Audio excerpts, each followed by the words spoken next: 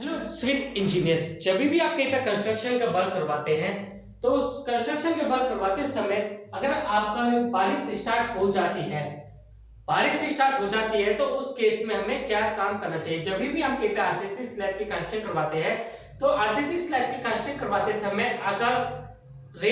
बारिश स्टार्ट हो जाती है तो हमें उस केस में स्टेप बाय स्टेप हमें ये स्टेप फॉलो करने चाहिए जो मैं आज आपको डिस्कस करने वाला हूं। जब भी हम आरसीसी स्लैब की कास्टिंग करवाते हैं, आरसीसी स्लैब की कास्टिंग करवाने से पहले हमें वेदर का ध्यान रखना चाहिए। जब भी हम कहीं पे आरसीसी स्लैब कास्टिंग करवाते हैं तो सबसे पहले हमें मौसम का, टेम्परेचर का पता होना चाहिए या फिर जो हमारा वेदर होता है उसका वेदर का हमें पता होना चाहिए कि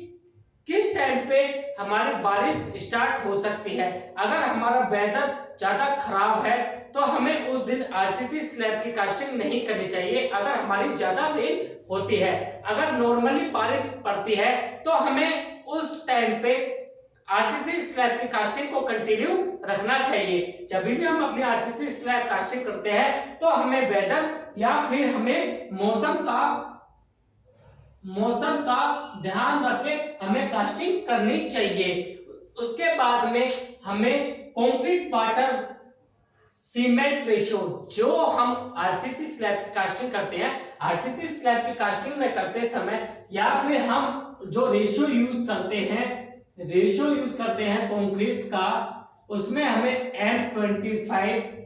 M30 या M40 का हम कंक्रीट यूज कर रहे हैं तो उसमें हमें कंक्रीट का वाटर कंटेंट को हमें कम रखना चाहिए। अगर हमारा वाटर कंटेंट कम होगा तो जिससे हमारा जो बारिश में कंक्रीट स्लाइडिंग नहीं होगी। वाटर कंटेंट हम कंक्रीट में कम रखेंगे, वाटर कंटेंट कंक्रीट में कम होने की वजह से बारिश में कंक्रीट बहेगा नहीं और प्रॉपर तरीके से जल्दी स्ट्रेंथ लेगा। जब भी हम बारिश के मौसम में आरसीसी स्लैब की कास्टिंग करते हैं तो हमें ओपीसी सीमेंट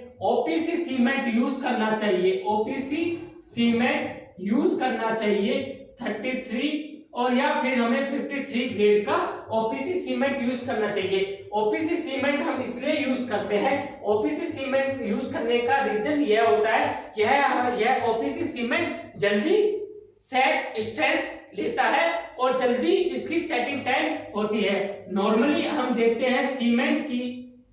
सीमेंट की सेटिंग टाइम 30 मिनट्स होती है और final setting time, initial setting time 30 minutes है और फाइनल सेटिंग टाइम 10 आवर होता है। जब भी हम आरसीसी स्लैब की कास्टिंग करते हैं बारिश के मौसम में तो हमें सीमेंट में जो हमारा कंक्रीट बनता है उसमें हमें कम से कम वाटर कंटेंट हमें कंक्रीट का रखना चाहिए, कम से कम हमें पानी मिलाना चाहिए और उसमें जब हम सीमेंट यूज करते हैं ओपीसी सीमेंट हमें यूज करनी चाहिए। थर्ड पॉइंट है, जब भी हम बारिश के टाइम पे आरसीसी स्लैब कास्टिंग करते हैं या फिर हम कहीं पे आरसीसी स्लैब कास्टिंग कर रहे हैं और अचानक से बारिश आ जाती है तो उस केस में हमें जो कंक्रीट होता है M30 या M20, M25 या M30 जो हम कंक्रीट यूज करते हैं उसमें हमें एक्स्ट्रा सीमेंट यूज करना चाहिए। जो हम आरसीसी स्लैब कास्टिंग करते समय जो रेशो हम यूज कर रहे हैं उसमें हमें एक्स्ट्रा सीमेंट यूज करना चाहिए। फोर्थ रीजन होता है आरसीसी स्लैब स्लोप। जब भी हम बारिश के टाइम पे आरसीसी स्लैब कास्टिंग करवाते हैं या फिर हम छत की ढलाई करते हैं तो आरसीसी स्लैब का जो कंक्रीट होता है उसमें हमें स्लोप देना चाहिए। स्लोप हम इसलिए देते हैं, जो हमारी बारिश आती है कंक्रीट पे बारिश का पानी आता है तो एक स्लोप होने की वजह से वह पानी नीचे चला जाता है और एक जगह इकट्ठा नहीं होता है। जब भी हम बारिश के समय आरसीसी स्लैब की कास्टिंग करते हैं तो आरसीसी स्लैब में हमें स्लोप देना चाहिए 1/10 पर हमें रेशो का स्लोप देना चाहिए। नेक्स्ट पॉइंट है सीमेंट बैग यूज तिरपाल। जब भी हम बारिश के टाइम पर आरसीसी स्लैब कास्टिंग करते हैं और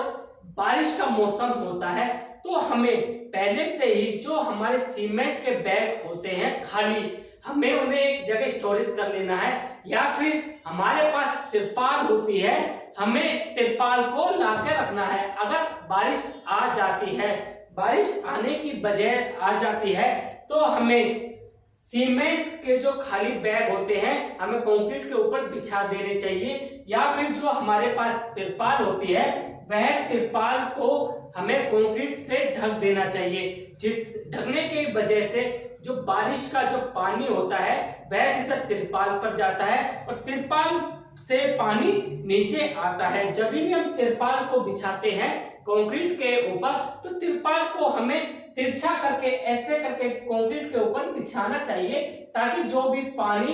तिरपाल पर आए और तिरपाल पर आने की वजह से सीधा पानी जमीन पर जाए, कंक्रीट में इफेक्ट ना पड़े।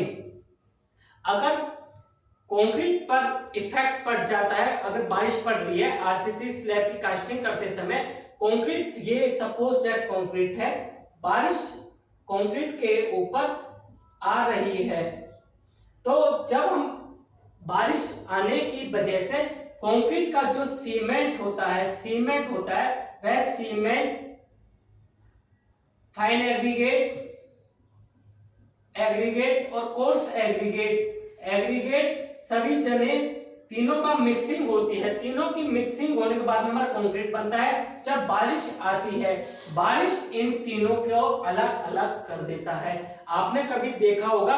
कंक्रीट कास्टिंग होते समय कंक्रीट में बारिश की बूंदें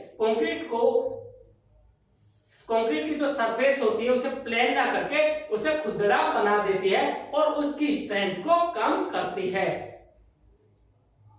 6th पॉइंट है, जब भी हम आरसीसी स्लैब कास्टिंग करते हैं और आरसीसी स्लैब कास्टिंग करते समय अचानक बारिश आ जाती है तो बारिश आने की वजह से जो कंक्रीट होता है, कंक्रीट की जो सरफेस होती है उस पे रेन अपनी बारिश की जो बूंदें होती हैं वह बूंदें पड़ जाती हैं, तो उस पे बारिश की बूंदें पड़ने की वजह से उस पे निशान पड़ जाते हैं। तो बारिश बंद होने के बाद में अगर कंक्रीट को ज्यादा डैमेज नहीं हुआ है तो उसके ऊपर हमें सीमेंट का घोल बना के उस सीमेंट के घोल में हमें डॉक्टर फिक्सिड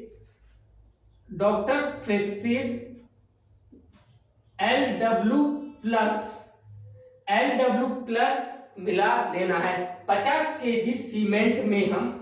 50 केजी सीमेंट में हम 200 ग्राम LW प्लस मिलाते हैं। अगर हम 50 केजी सीमेंट में हम 200 ग्राम LW प्लस मिलाते हैं, LW प्लस हम इसलिए मिलाते हैं जो सीमेंट की जो लाइफ होती है, सीमेंट की जो वर्केबिलिटी होती है उसको लॉन्ग लाइफ रखता है और सीमेंट की जो ड्यूरेबिलिटी होती है उसको काफी टाइम तक, लॉन्ग टर्म तक उसे सीमेंट को सेफ बचाकर रखता है। तो उस सीमेंट में हमें डॉक्टर फिक्सिड को मिलाने के बाद में, उसका पेस्ट बनाने के बाद में जिस कंक्रीट पर बारिश पड़ रही होती है, बारिश खत्म होने के बाद में हमें उसका पेस्ट को उसके ऊपर गिरते हैं और उस पेस्ट, सीमेंट के पेस्ट को कंक्रीट के ऊपर गिरने के बाद में हमें उसे एक करनी से उसे प्लेन करना चाहिए, जिससे जो कंक्रीट डैमेज हुआ है उस कंक्रीट की स्ट्रेंथ गेन हो और उस कंक्रीट की लॉन्ग लाइफ बने। तो गाइस, जब भी हम आरसीसी स्लैब की कास्टिंग करते हैं, आरसीसी स्लैब की कास्टिंग करते समय हमें इन बातों का ध्यान रखना चाहिए। तो गाइस, अगर आपको मेरी वीडियो अच्छी लगी हो तो आप मेरे यूट्यूब चैनल को लाइक करें, वीडियो को शेयर करें और चैनल को सब्सक्राइब करें। ओके गाइस, अब आगे मिलते हैं नेक्स्ट वीडियो में।